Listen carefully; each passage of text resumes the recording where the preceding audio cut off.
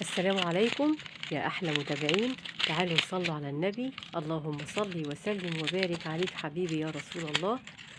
وأكيد كلنا شفنا عنوان الفيديو، فاحنا إن شاء الله هنمشي زي الوصفة ما قالت بالظبط أو زي ما الكتاب قال بالظبط. طبعا الشيف ياسمين عملت الوصفة دي، وزي ما بتقول اللي قيسوا شعركم بالمزورة. بعد شهر إن شاء الله من استخدام الوصفة هتلاقوا شعركم طول. يلا نخش على المقادير. اول حاجه معانا رأس المسمار او القرنفل، وده روزماري.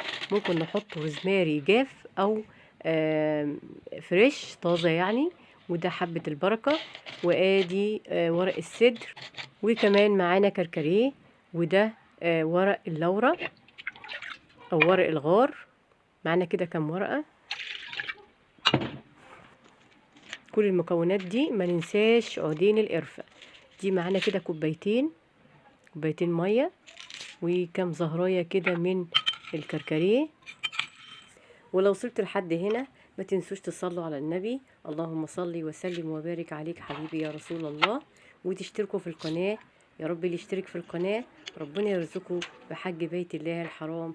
اللهم امين، اللهم امين، اللهم امين. ما ننساش نحط العودين القرفه اللي هما العيدان. وكمان بصلايه تكون صغيره بالقشر بتاعها، وكمان فصين الثوم زي ما احنا شفنا كده. كل الحاجات الحلوه دي هنغليها على النار. ولازم نهدي النار خالص، نخليها شمعة لمدة 10 دقايق. وبعد كده طبعا هنطفي النار ونسيب الخليط الجميل ده متغطي عليه. انا بصراحة سيبته لحد تاني يوم علشان ناخد كل الفايدة الموجودة في الأعشاب. وخلي بالكم الوصفات الطبيعية دي إن شاء الله مش هتأذي شعرنا في حاجة. لو حتى ما لقيناش أي نتيجة، فلو عندنا أي مشاكل في الشعر فلازم نسأل أهل العلم، لأن الوصفات الطبيعية دي ممكن تجيب نتيجة بس على المدى البعيد. فلازم نغذي شعرنا أو نعالج شعرنا من الداخل ثم من الخارج. وآدي شكل الأعشاب تاني يوم. هناخد كل ده وهنصفيه. بعد كده طبعا هناخد الخليط ونحطه في بخاخ ونرش على شعرنا. وما ننساش نقول بسم الله الشافي العافي، لأنه هو اللي هيشفينا إن شاء الله. وخلي بالكم ولازم نرش على جذور الشعر. وكمان نستمر لمدة شهر.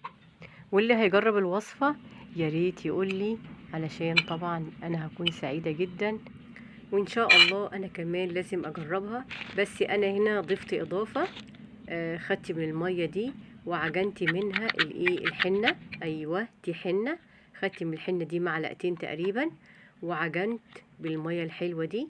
ونحني بها شعرنا أو نحني بها ايدينا، نحني بها رجلينا. فأكيد طبعا الحنة فيها إفادة، والمنقوع بتاع الأعشاب ده برضو فيه إفادة.